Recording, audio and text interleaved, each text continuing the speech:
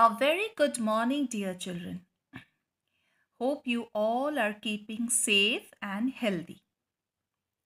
Today, we are going to discuss a beautiful poem written by the famous poet Ruskin Bond.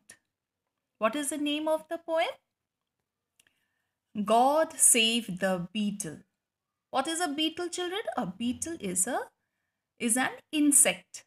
You know, whenever you go to the park or at times in the garden, you see a black colored big insect.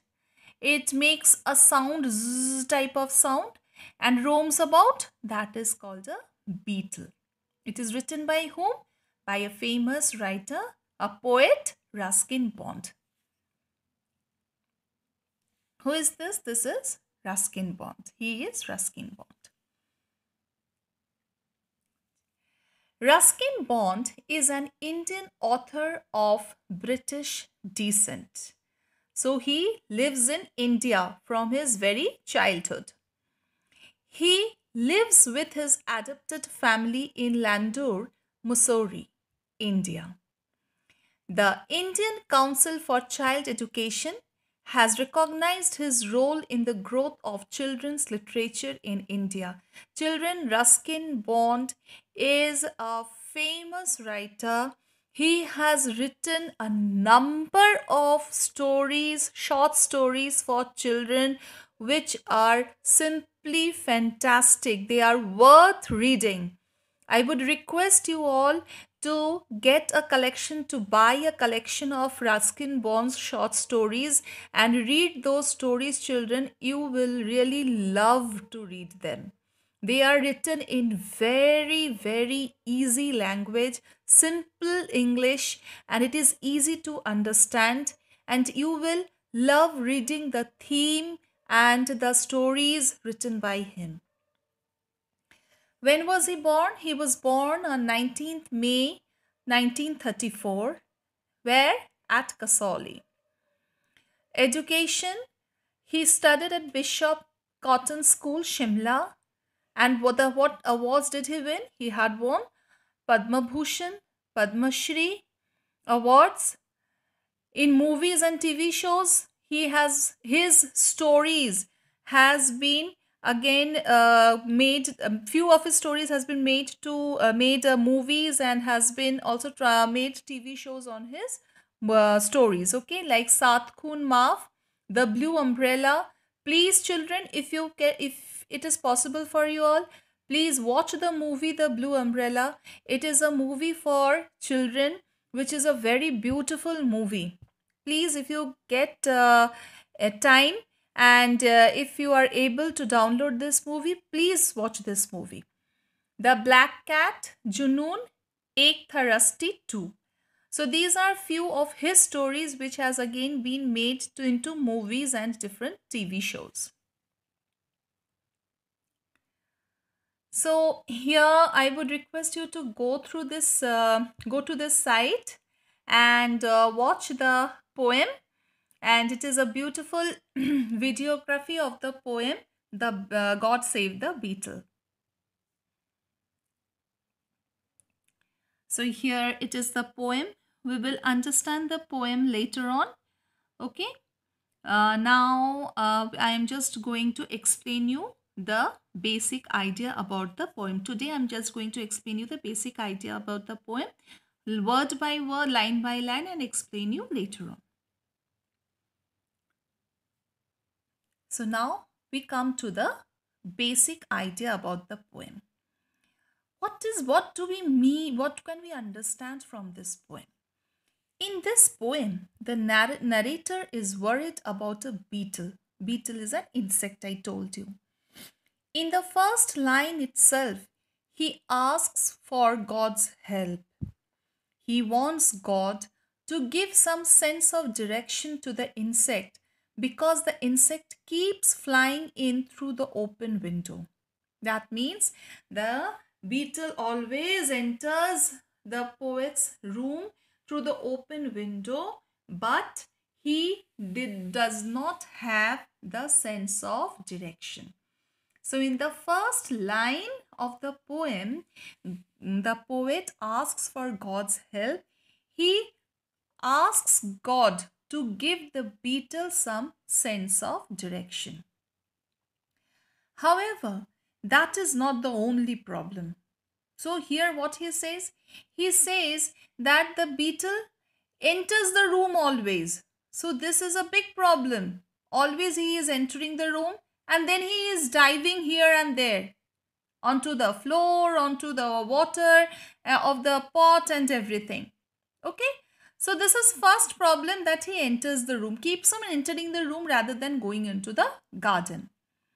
The narrator's main concern is that the beetle will drown itself in the fishbowl. So it enters the room through the window, and then what does it do? It doesn't have that sense of direction. So it goes and drowns itself into the fishbowl. It dives into the fishbowl. The insect has already fallen into the bowl twice. So twice the insect has already fallen into the bowl. And each time he had pulled it out of the water and left him in the garden. And every time the insect falls into the fishbowl, what does the poet do?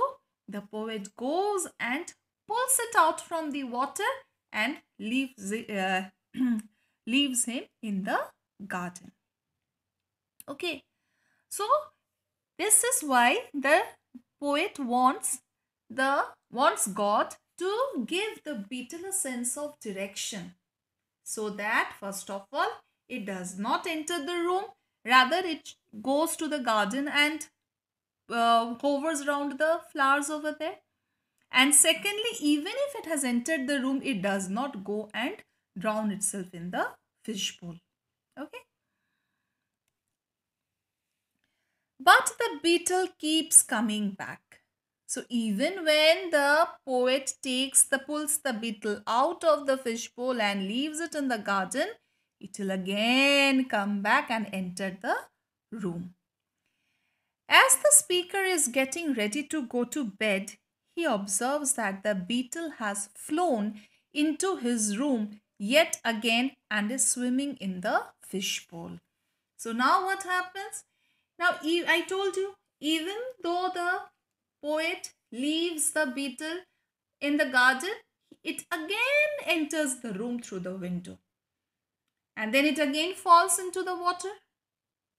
Now what happens is, when the speaker is writing this poem,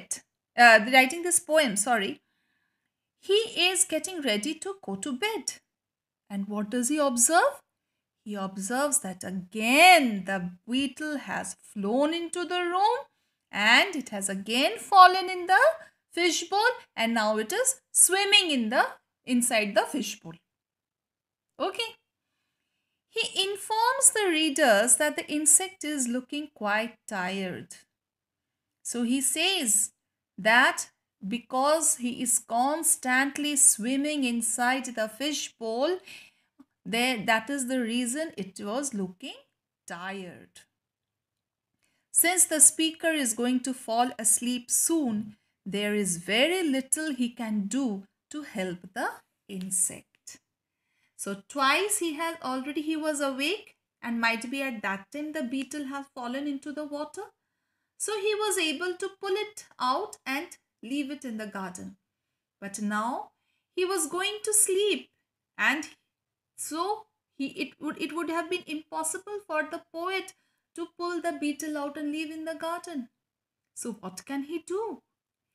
It is now up to God to make the beetle behave in a more sensible way, so that he doesn't disturb the goldfish or drown himself.